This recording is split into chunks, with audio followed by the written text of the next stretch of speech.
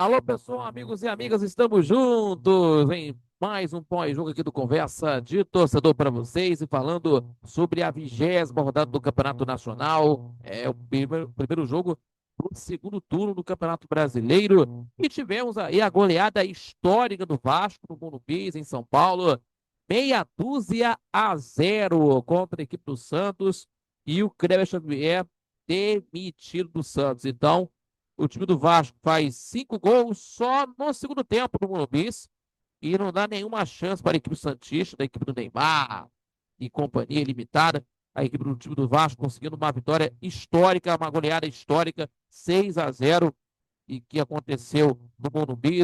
Os gols aí do Lucas Piton, do Rayan, Davi, o Tietê, e também destacando para o Felipe Coutinho, duas vezes marcando gol, né? E teve aí a melhor exibição dele desde que voltou à equipe de São Januário, o jogador Felipe Coutinho. E o time do Santos, né? A equipe santista, o Santos, demitiu aí o técnico Kleber Andrade após o jogo e que teve aí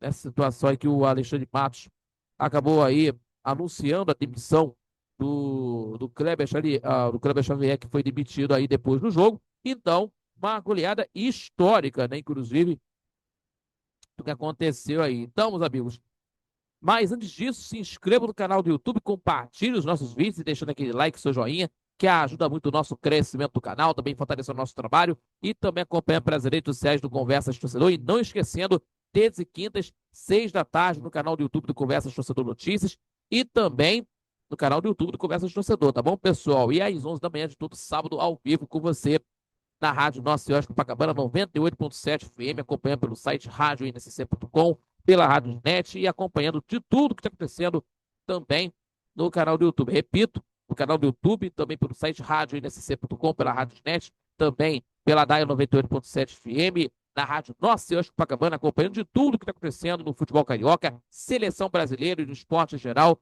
falando de tudo para você ficar sabendo de tudo, hein, pessoal? Informação e muita opinião para você e por você aqui do Conversa de Torcedor, tá bom? Mas vamos falar aqui, continuando, né? Nessa situação do Vasco, né? Uma goleada histórica nesse confronto aí, né? Uma goleada que entrou para a história, desse clássico, né? 6-0 aplicada pela equipe de São Januário, que se tornou o placar mais elástico da história do duelo, né? E o maior placar do confronto até o jogo do Morumbi havia sido 5-1 em 3 oportunidades, né? Foram duas vitórias santistas por esse placar, né? O maior placar do confronto até o jogo no Morumbi havia sido um 5-1, né? Em 3 oportunidades, duas vitórias santistas por esse placar e um triunfo vascaíno pelo mesmo resultado. Então, a equipe do Vasco conseguindo aí uma proeza e aplicando aí uma goleada histórica para cima do Santos dentro do Morumbi, né? No segundo tempo, meus amigos, no segundo tempo, o Vasco sobrou em campo, ganhou contra a equipe do Santos, aí fez 5 gols, né? No segundo tempo.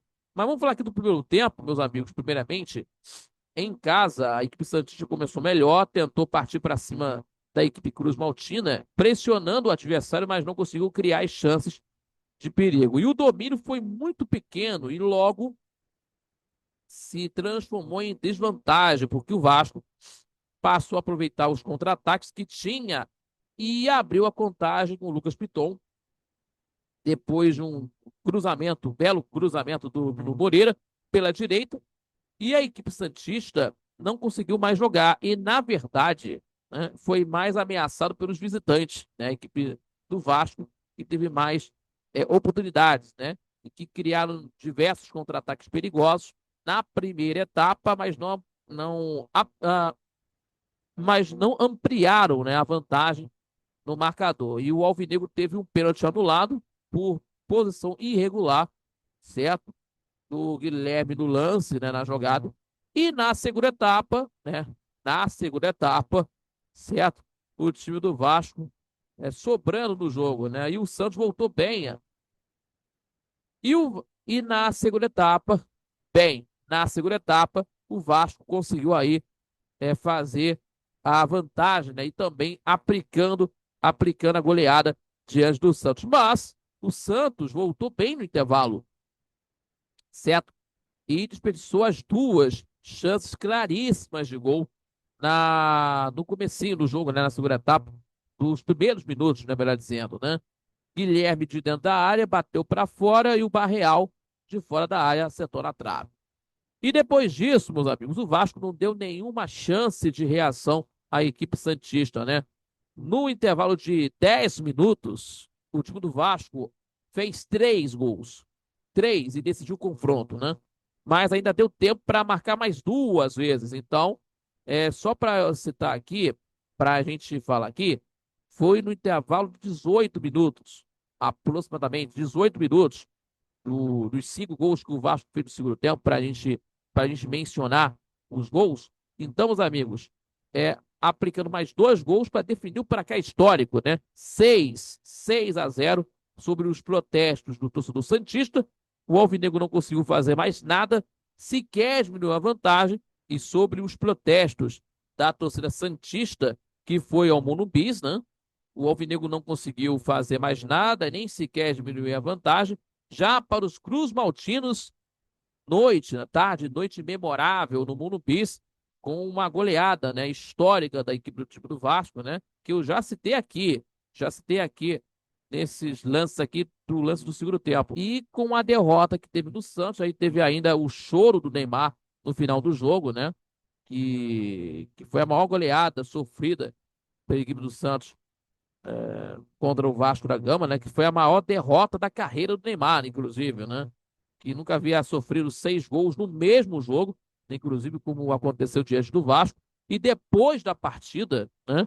O Neymar saiu de campo aos prantos, foi consolado pelo Fernando Diniz e por aí vai, né? Então, tendo aí essa situação. Então, o time do Vasco não vencia no Campeonato Brasileiro desde a 12ª rodada, voltou a vencer e voltou a vencer aí, que vou te contar, hein, meus amigos. Voltou com um grande estilo, inclusive. Na ocasião, a equipe superou contra o São Paulo também no Monumbis, antes do Mundial de Clubes aí no meio do ano. E desde então, o time do Vasco desceu da tabela de classificação, inclusive, né? A equipe do time do Vasco agora é o 16º com 19 pontos ganhos. Já a equipe Santista com 21 pontos, que está tendo aí uma semana aí cheia de protestos. E a equipe Santista está na 15ª colocação com 21 pontos, uma situação aí que os torcedores estão cobrando do time, da diretoria.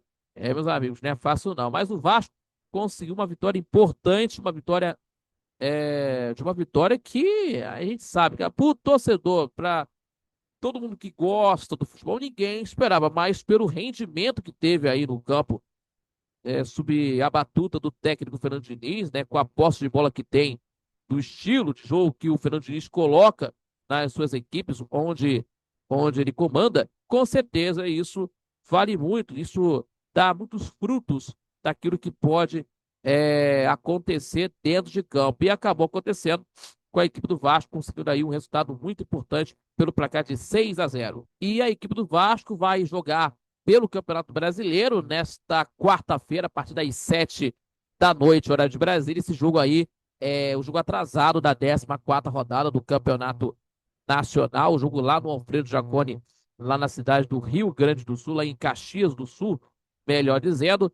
E o Santos, né, que também vai ter uma semana inteirinha para treinar e só volta a jogar pelo Campeonato Brasileiro contra a equipe do Bahia fora de casa. Um jogo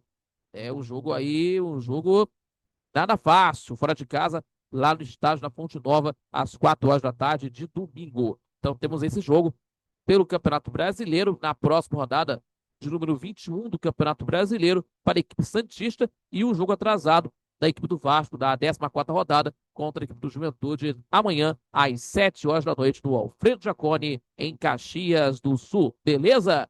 E estamos encerrando aqui o nosso pós-jogo de hoje.